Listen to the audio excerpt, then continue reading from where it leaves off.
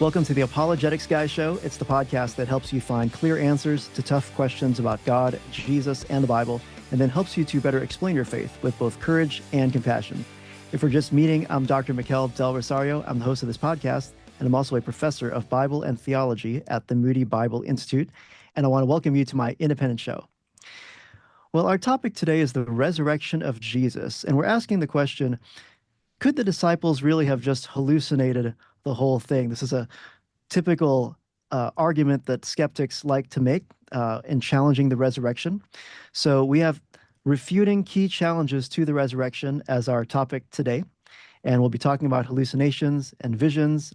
My guest via Zoom is Dr. Gary Habermas. Gary is Distinguished Research Professor of Apologetics and Philosophy at Liberty University, and he's also wearing a Chicago Blackhawks jersey to have solidarity with Chicago. Welcome, Gary.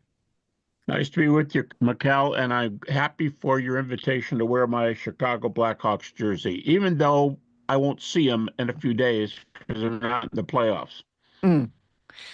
Well, see, this can be the special show where they can see you in your Chicago Blackhawks jersey, recording here from downtown Chicago. Well, let's talk about this, because when skeptics like to say the resurrection didn't happen, and we want to press them for, well, what do you think happened?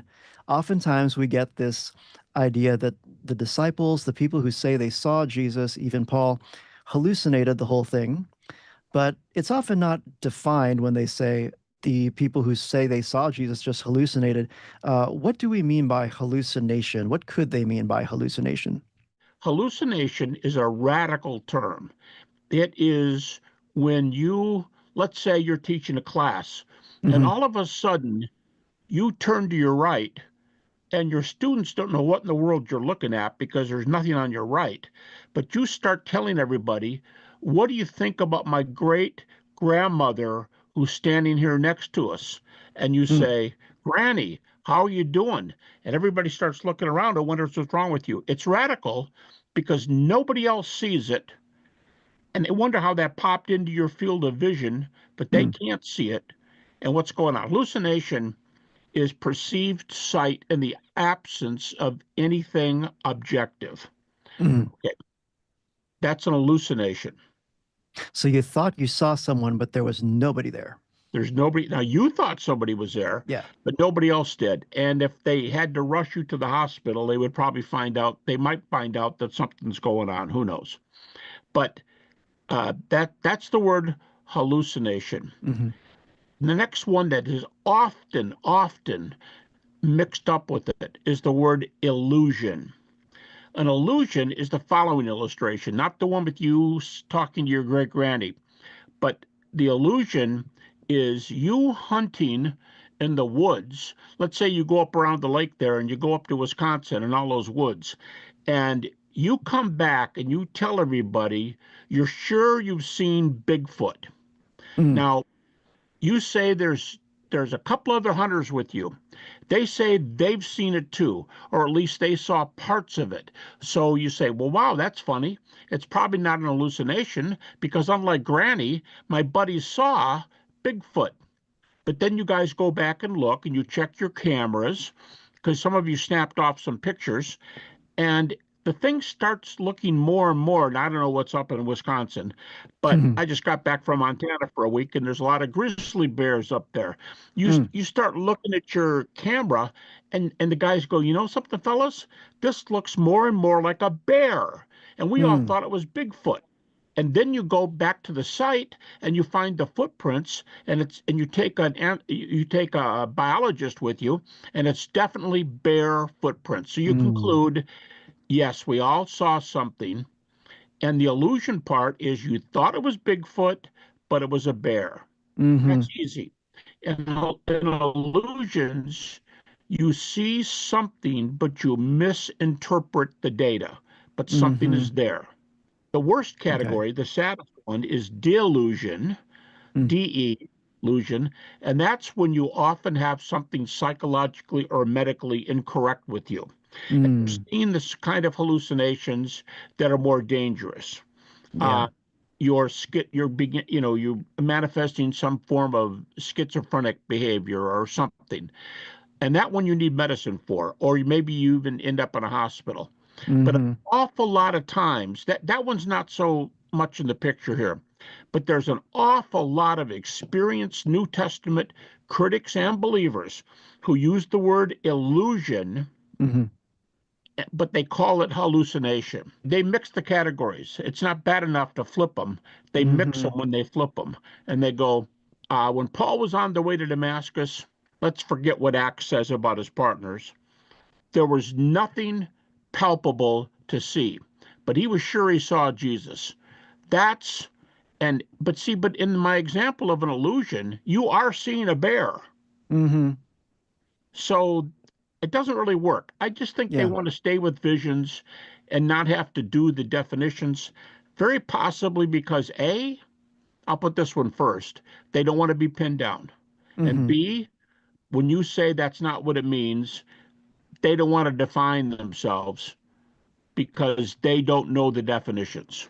Those are Yeah. two key problems. They don't know the definitions and they don't want to be pinned down. Mm. So to be clear, just as a recap, a hallucination is where you thought you saw someone, but it was actually there was nobody there.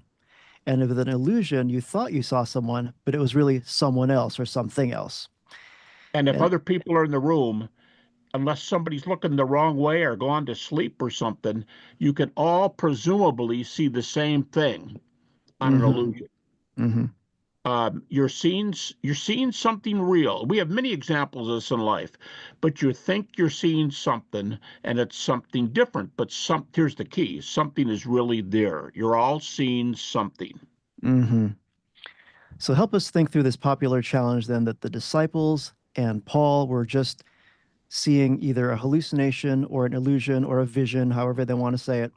And they just thought they saw the risen Jesus, but they really didn't. So depending on what your conversation partner says when you ask them what do they mean by that, how can we begin to respond to this challenge then? If you're my conversation partner and you're the critical scholar Mhm. who doesn't believe in resurrection, what word do you want to use? Vision? Yeah, because it's the vague one, right? They It began to is. see visions of Jesus and they proclaimed him risen from the dead. And I would say to you, well, I'm not going after you. I'm only clarifying it. Mm-hmm. And here's my clarification. Hmm. Did did the people present all agree that they were seeing somebody that they were comfortable calling Jesus? I suppose that would be yes. So if you're the critic, now you Mm-hmm. know right away you're going to have an issue. And here's Mm. all these semi issues come up. You might be the critic and you might be racing ahead and going through the definitions and messing them all up. But here's your problem. You don't want to say that there were 5 people in the room and all 5 of you saw something. Because Mm-hmm. now I'm going to say to you, do you know what the data are for mass hallucinations?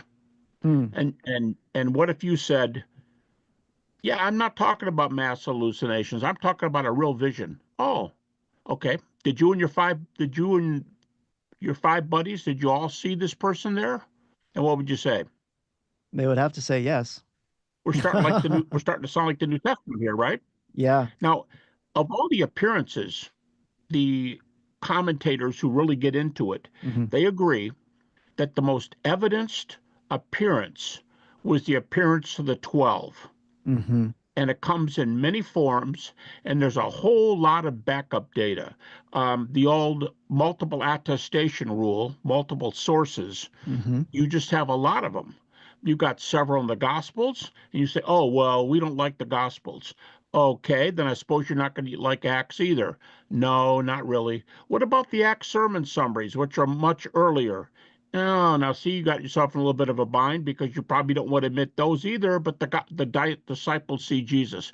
But I would say, let's talk about the text that, as far as I know, virtually every scholar there is accepts. The Ludemans and the Ermans and everybody is going to grant 1 Corinthians chapter 15, 3 and Mm-hmm. following.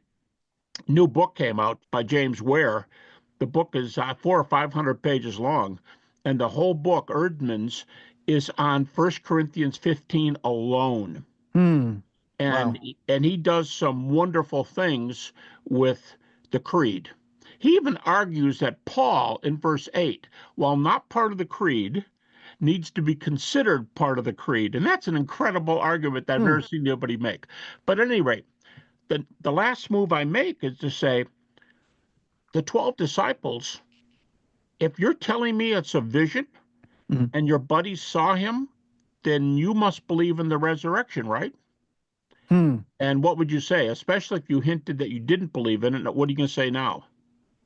That they had visions and they believed that Jesus rose from the dead, but he really didn't. But they all saw the same thing? But they all saw the same thing. Now, you got a real issue. Now, if you go back to 1 Corinthians 15, 3 group appearances are in that brief creed. It's, a lot of critics will say, well, the New Testament's like phone tag. You put people side by side and the story keeps getting bigger and bigger and bigger. And therefore, that's why there's, let's say, one angel in Mark, well, a young man, but everybody says an angel, one angel in Matthew, 2 in Luke, and you don't get the ones in John until the 3rd trip to the tomb by Mary Magdalene. But basically, the Gospels are 1, 1, 2, 2 angels. That's supposed to show you that the story keeps getting bigger. Okay, really? There's not a lot of difference between 1 and 2. But you got 12 disciples. They say the story's getting bigger. But here's the problem in 1 Corinthians 15. 1 Corinthians 15 is the earliest passage depicting appearances. And it has more appearances than any other text. So you got the phone tag deal is inverted. You got the heavy data at the beginning. And that's true. One of the reasons people respect 1 Corinthians 15, not to mention that people think it's very commonly think it's from the 30s. I'm not sure how many of your listeners are aware of this, but the famous Jesus Seminar, who color code the sayings and words of Jesus, in their book on the works of Jesus, they voted that it's likely that the 1 Corinthians 15:3 and following list, or at least its components, if not the creed itself, at least its components, and here's the part that's just incredible, those portions or the whole were in existence before Paul went to Damascus. So Paul knew the creed or its components before he went to Damascus. That's what we call early. And that's why everybody takes it seriously. Even the Jesus Seminar does. Now you've got this creed that is early and has 3 groups in it. So you're narrowing the perspectives. You've got the 12 disciples, you've got a group called all the apostles, and in between you got the 500. So if you want to argue, well, I don't know, I think I've heard a case about a group hallucination or 2, you might be a little slow to say that, because once you say that, you're going to be asked to produce the data. But in that creed, you've got 3 alone in the most attested, earliest passage. Seems to me at this point in the conversation, didn't take us a whole long time to get here, but it seems to me if this is a dialogue instead of a debate where we're timing the responses, it seems now that the critic is a little bit up the creek because his views don't work. What he wants to say doesn't work. I'll give you one more. Go ahead. Oh, I was just going to say that's a great point to make about the Jesus Seminar, because you have this highly critical, skeptical group that wants to say the Bible can't really be trusted to give us the words of Jesus. And yet they are still going to agree with people like D.G. Dunn, who is going to put the formulation of the creed at the foot of the cross, essentially, right there. And before Paul was converted. So now we're right up against the events. Just wanted to make that clear for our listeners, the significance of this. Yeah, Jimmy Dunn has that phrase in his Remembering Jesus book where he says that creed could have been around the same year as the crucifixion happened. Now you have to explain that. He doesn't say that per se, but unlike Christmas, we know Easter is in the spring. And what Jimmy did say was that creed could have been around in just a few months. If you're in spring like we are right now, just a few months could easily be in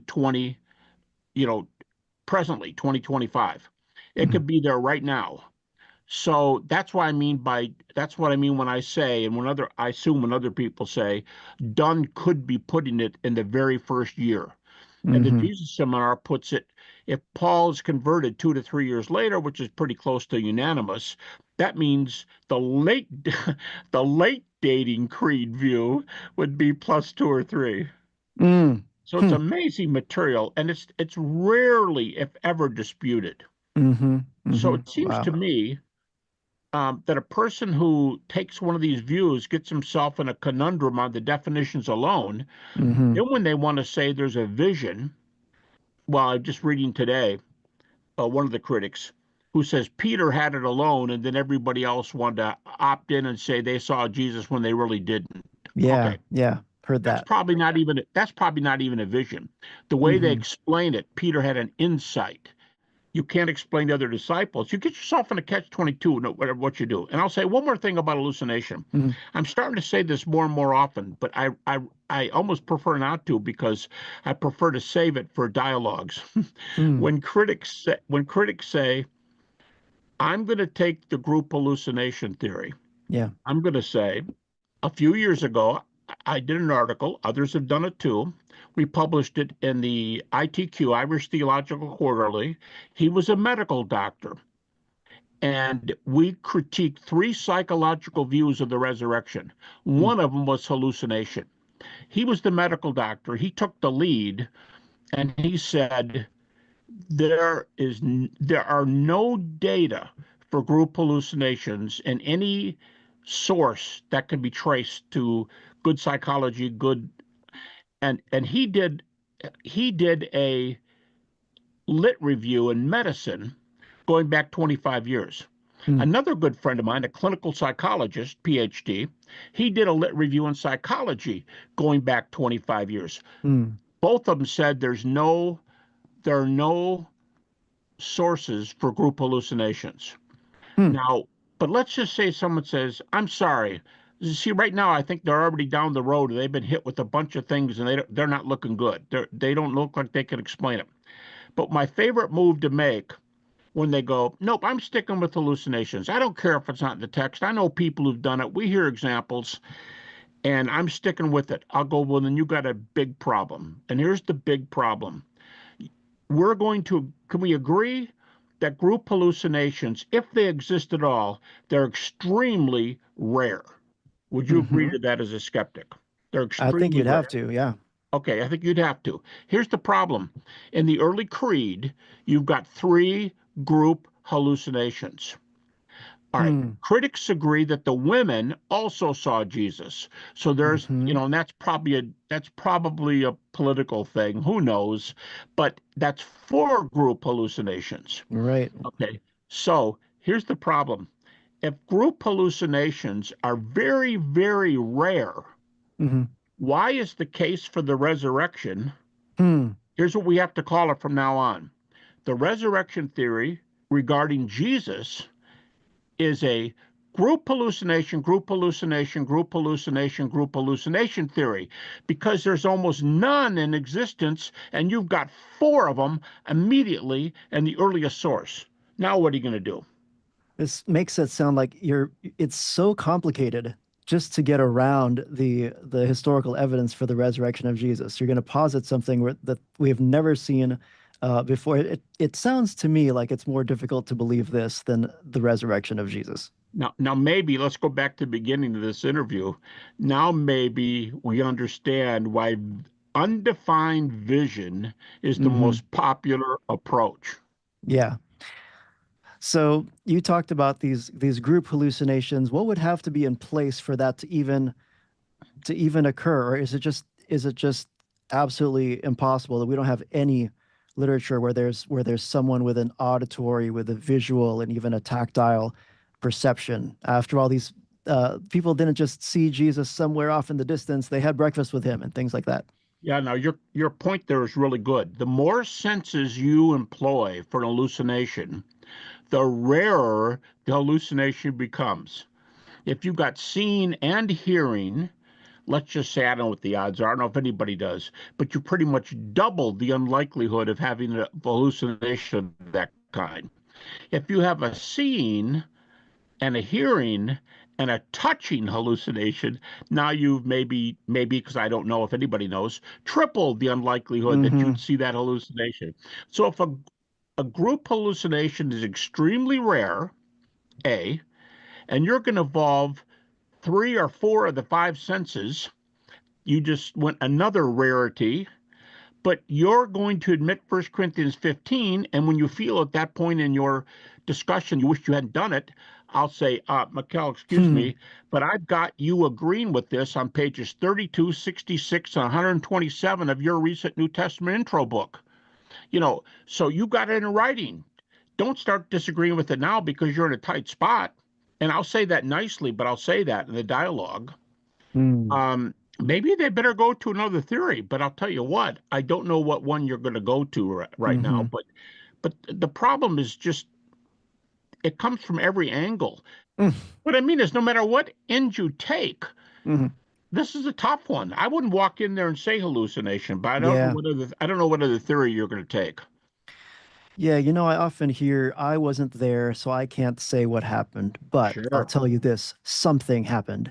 And that very vague something happened, usually, if they're pressed, is some kind of vision, hallucination, and they say those words, but again, we don't play it out. Like Peter had a kind of a grief hallucination, and then other people went along with it. It's interesting, Thomas was not one of those guys. Thomas was like, unless I see and touch, I just don't think I can believe this. Now, they're not going to let you do that because they're not going to let you use the book of John. But you still got James with Mark 3, Mark 6, John 7. I just read a thing by Bart Ehrman today. He says Mark 3 and John 7 are plenty to say James isn't a believer. He just said that. At least the thing I read today. Okay, what do you do with James? What do you do with Paul? And even though Thomas is in John, I'm going to say, let's call him any disciple. Are you telling me none of those disciples had doubts? John the Baptist said, are you the Messiah, or should we look for somebody else? So they're human beings. Somebody's going to ask those questions. And they all saw the answer when Jesus held out his hands. So you're right. The something happened, I don't know what, is as common as the word visions. Those are the two big options, and they'd prefer not to define them. Right now, maybe the biggest, bigger than vision, bigger than something happened, is to say, you know what, you're starting to push me in a corner. A guy actually said this to me in a debate.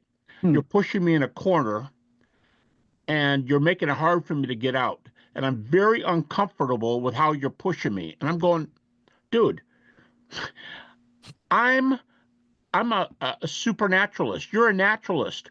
I believe supernatural things happen in the world. And not only Christian ones. I believe a whole plethora of supernatural things happen in this world. You don't believe any happen. Yeah, and he goes, well, yeah, my biggest problem with your theory is those kind of things don't happen. I say, oh, I forgot. You're an atheist, right? Yeah. I'll say, okay, you're a naturalist or a materialist. Let's stop. Time out. I've been giving you evidence for the resurrection. Do you want to stop right now in the debate and prove to me that naturalism is true? Or materialism? Here's the key, and they know it, and this is in the literature if you know where to look. They can't prove naturalism is true. They just say over and over, oh, no, those things don't happen in the world. You know how I know they don't? Why? Because I've never seen an angel. Yeah. I've never seen a demon. I've never seen and all my buddies haven't. That's a David Hume type argument. And the problem is, if you ask it, take surveys today, high percentages of people claim to have seen angels, demons, have had supernatural things, had dreams that came true. They're all over. You can't say they're not out there. So if you can't prove and this is my whole point, I'll drop this one, but if you can't prove naturalism is true, you just lost the backbone from everything you're doing in this view. And Bertrand Russell, I like to quote him, Bertrand Russell, the famous agnostic atheist, whichever one of the times you want to hear that addressed, he will say, I cannot prove that God doesn't exist. If you can't prove God doesn't exist, then don't look at me and say, well, maybe I'm using the words all wrong like you're saying, but those things don't happen in the world. time out. How do you know none of those things don't happen in the world? They can't do that. So they can't even use their background message to use the wrong definitions to go after the resurrection. Well, I'm still going to hold with this. The Gospels are a bunch of baloney. Fine. Can we talk about the Apostle Paul now? And you know yourself, if they're going to give you 1 Corinthians, they're going to be in a peck of trouble if they don't give you 1 Corinthians 15. Everybody does. Ludeman does it. We talked about Jimmy Dunn. Bart Ehrman. 1 Corinthians 15 alone is enough to show the resurrection happened. Yeah, Paul is a great person to start out with in your conversations as a great talking point, and you can get a lot of headway with Paul. You're right. Now, wow, there's just so much. Sorry for going on and on and on and on. This is a great interview because you hit a couple points that never come up in interviews. Oh. But there's just a lot of stuff there that are assumed. Everybody use it, and they don't know what they're saying. Yeah. They're arguing against themselves. You know, I love your work in near-death experiences, which is actually the first way I found out about your work was through Beyond Death, Exploring the Evidence for Immortality with J.P. Moreland. And this was about 30 years ago now when I first met you, and you spoke at Biola University on this, where I went to college. And I think you said something like, people think the resurrection is so far-fetched, it's so other than anything they ever experienced, because their view of the world is so low and anti-supernatural. But if they will actually look at the things that are being reported, that our world is actually not just molecules and matter. There is a supernatural world, and now the resurrection becomes a lot more plausible when you see that this is not just a world of matter. Correct. This has gotten to be so major. Well, let me give you an example.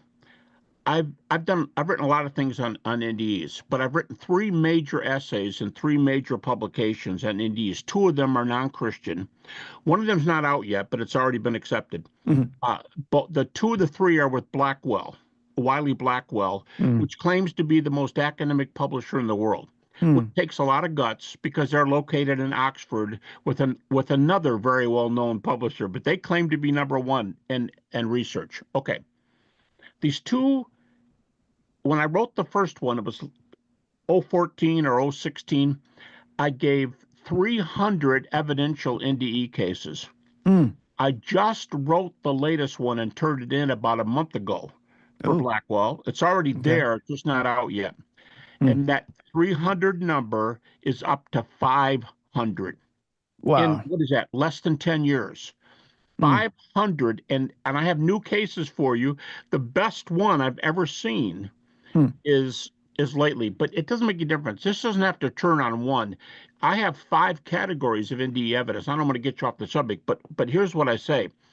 It is virtually impossible to argue that NDEs are not evidential. And if there's an afterlife, even if it lasts for 6 months or a year or 10 years, because we have cases that go out, well, there's some that go 10 years. That's another subject. But if there's an afterlife, now look at the problems. You're a naturalist, but you can't prove your view. Therefore, your view against me is an assumption. Secondly, you have evidence you don't like the resurrection, but you can't disprove it. And every time you do, you get pushed in the corner. That's #2. You start with NDEs, and there's an afterlife. Now you're really in trouble because you know naturalism's wrong now. Yeah. And you have an afterlife. And how dare you stop me from talking about a specific kind of afterlife called resurrection? So I just think the whole thing, we have a gold mine of data here. We do. And it hangs together well. But they scream and holler and put down what they think is in cement, and they don't have data for any of it. Either no afterlife, no God. They can't go there. Okay, here's one that I thought was very strange coming from a naturalist, and this is decades ago. Anthony Flew, if you remember, one time you and him had a conversation. I think it was on the John Ankerberg show. Oh, yeah. And he said, and I remember exactly how he said it, when Thomas, when Jesus said to him, "Put your hand in my side and touch me, see, I'm not a ghost." He said that what you have here is a spirit claiming not to be a spirit, is what he says. which seemed very weird to me coming from a naturalist. Did he believe that Jesus was really a ghost, or was he saying literally in the story? Do you Well, remember that? Tony said a couple things that got himself in trouble. In our first debate with Harper, he said, I'm going to take the hallucination theory. I said, okay, good. He didn't want to take one. And I said, you need to take one. I always push people to take a naturalistic theory. And he goes, all right, hallucination. I said, well, then what do you do with group hallucinations? And he literally said, it's in print, it's in the Harper book. He says, I've always been given to believe that group hallucinations are not existent. I thought, well, then I think you just gave me my view. Oh, wow. But I'll tell you a little story about Tony Flew. I've been saying, now I think it's in print, so I'm not just saying this now that he's dead and he can't answer it. I think I say this in the article where I wrote it up for the Philosophia Christi, the philosophical journal, where we did that article, how Tony changed his mind, Tony's pilgrimage from atheism to theism. At that time, he called it theism. That night, you said John Ankerberg. We weren't on his program. We were on the Inspiration Network, and John was the moderator. Oh, okay. For the Inspiration Network. We had a Q&A with the crowd after the debate's over. And John said, all right, who in the crowd? And we didn't plant questions or anything. And John said, who's got the first question? And to my memory, Frank Turek, who I think you know, Frank Turek raised his hand. Okay. Said, Tony, I've got a question for you. Tony said, absolutely. He said, how do you prove naturalism? And I thought, good for you, Frank. I didn't talk to Frank. I didn't plant this. And Tony said, and you talk about quoting to Anthony Flew. I can't do it in British, but I'll tell you what he said. Well, I should think the whole history of science is evidence for naturalism. Excuse me. The majority of scientists down through the centuries are at least religious, if not Christians. So that's not an argument for naturalism. You're talking off the top of your head, but it doesn't prove anything. The history of science does not prove, again, it's Bertrand Russell who says we can't prove God doesn't exist.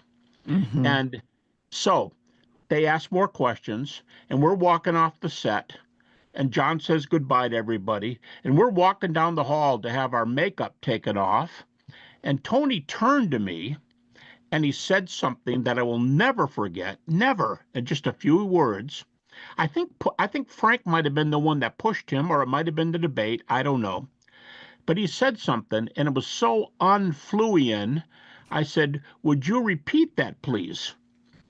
And it was the same phrase, and here's what he said. He said, I have no evidence for my position. And that's the way he said it. He said, wow, I have no evidence for my position. 7 words. I have no evidence for my position. Well, if you have no evidence for your position, and we discussed NDEs, the debate wasn't about God, but it came up. The topic came up. God's not an it.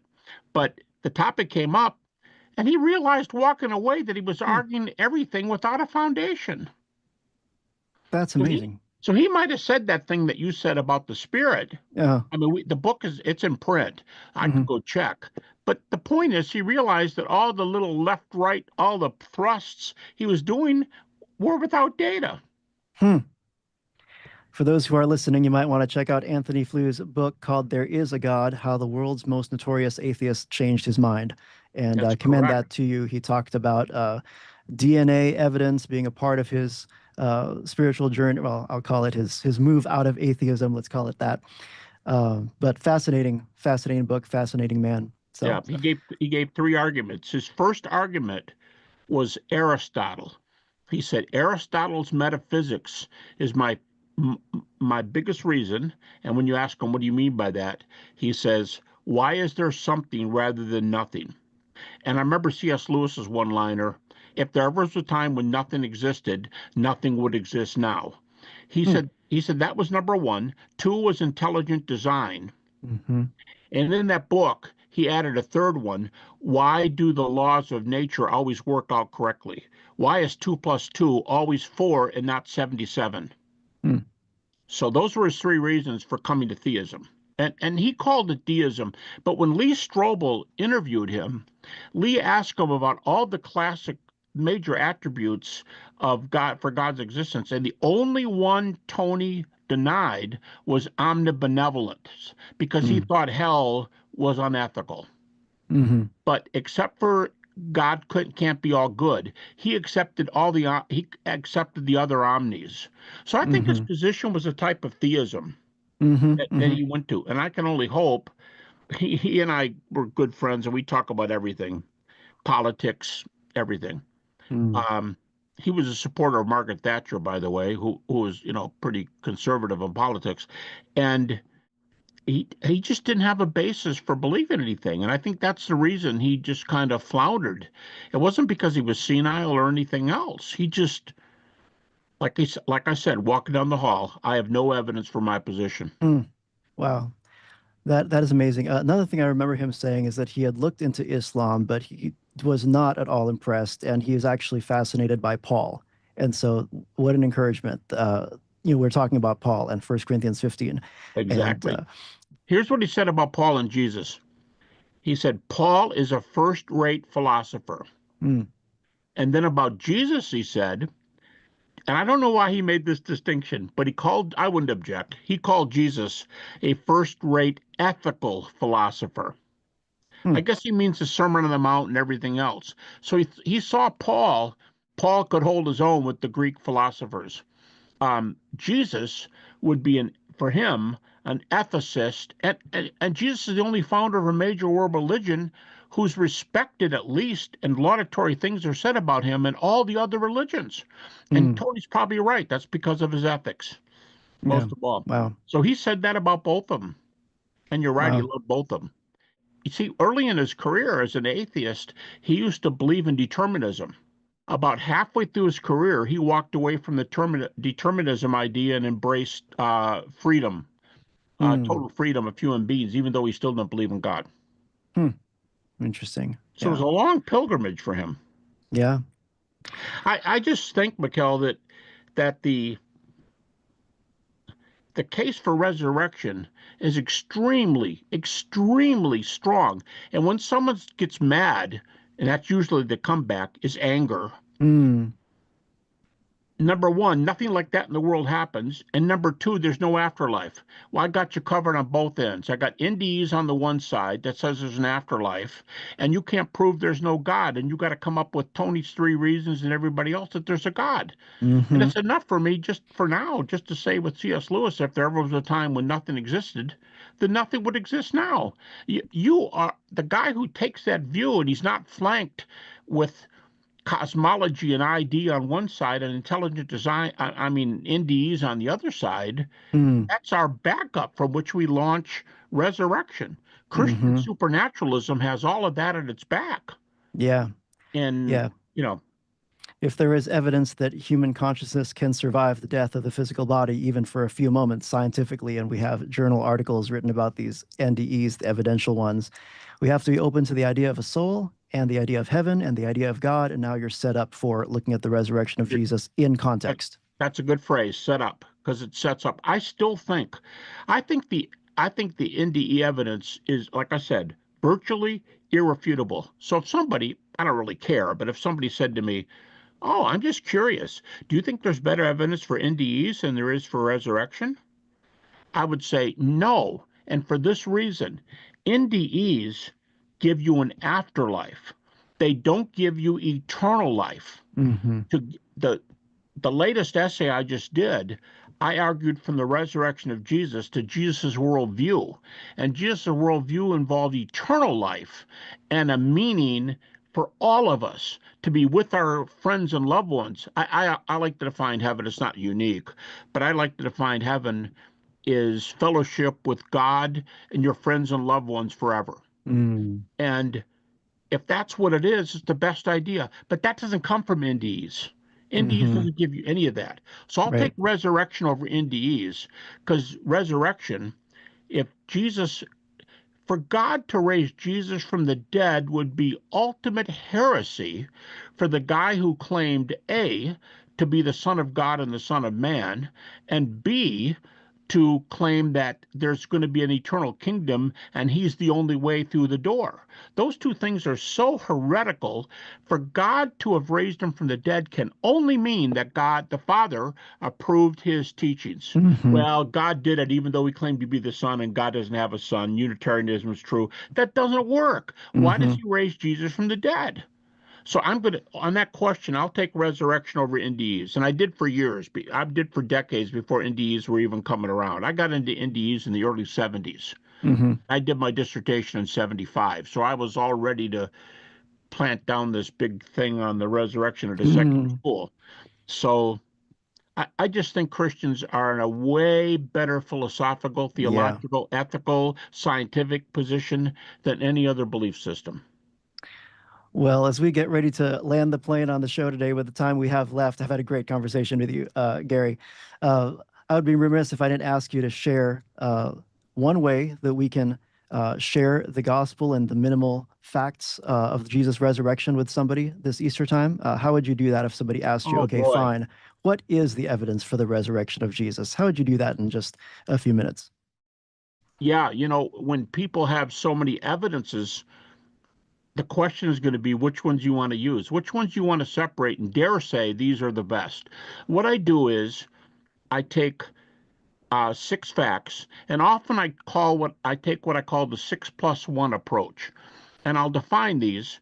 The 6 facts are facts that they have 2 characteristics. The first one is by far the most important. A lot of people blame me with thinking the second one's the most important. I've never said anything like that.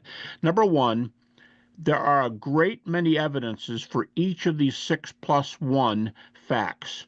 But secondly, it's a lower reason, but it just so happens that the great majority of commentators, whether they're philosophers, theologians, New Testament scholars, anything relevant, that they're people who understand, the archaeologists, ethicists, people who have the tools to do that kind of thinking, there are just a lot of evidences for it. If someday none of the critics agree with them, we'll go on the evidences alone because it's by far the best. But when all the critics will give you the facts, that's a 1-2 punch. And these 6 are: Jesus died. And of course, we can bring a theology in, died for my sins and all that. But Jesus died. Afterwards, the disciples had experiences which they believed were appearances of the risen Jesus. And virtually everybody will give you that. Those guys who say something happened or they say visions, they'll give you number 2. Disciples had experiences that they believe were appearances of the risen Jesus. Thirdly, they started proclaiming it immediately. And you teach theology. I am enamored with this phrase that rose up. Bauckham popularized it, but it's been around pre-Bauckham, that the earliest Christology is the highest Christology. Your boss at Dallas, Darrell Bach, great guy. He did as good a work on this as anybody, but Mark 14:61-64 is moving. And if that was in existence at the very beginning, for these creedal reports to be from many of them in the 30s and some before Paul's conversion, and then you got Larry Hurtado on worship at the very beginning. If the earliest Christology is the highest Christology, God the Father must be a heretic to raise Jesus if those things aren't true. So number 3, it was preached very, very early. Fourthly, their lives were transformed, or you could say it the other way around. I'd say in both ways. Their lives were transformed, but they started preaching immediately. And then you got the 2 skeptics, James and Paul, skeptics for different reasons. A family member and somebody who thought he was doing God a favor by taking Christians out of the world, or at least testifying against them. He never says he killed anybody, but those 6 reasons. Now, the +1 is the empty tomb. Yes. And the reason it's strong is because there's many critical arguments for the empty tomb, over 20, according to the way critics argue. There's over 20 arguments for the empty tomb. Now, why isn't my minimal fact? Because scholars are not as unanimous on that one as they are on the rest of them. So I'm lagging a little bit on number 2, but the evidences are the best. Yeah. And by the way, I did a survey, a book a long time ago that I wrote. I said about 67 to 75% of scholars believed in the empty tomb. I did a survey for the first volume of my magnum opus, and I surveyed about 250 major scholars all the way across the critical spectrum from from atheist to evangelical, as long as they had a terminal degree in a relevant field, and we have reason to believe they know what they're talking about. Mm-hmm. And that percentage, I did not plan to do this. It just the very first time I pushed my buttons on the calculator, it came out to like 80.2. It was like 80, it was 80 point something.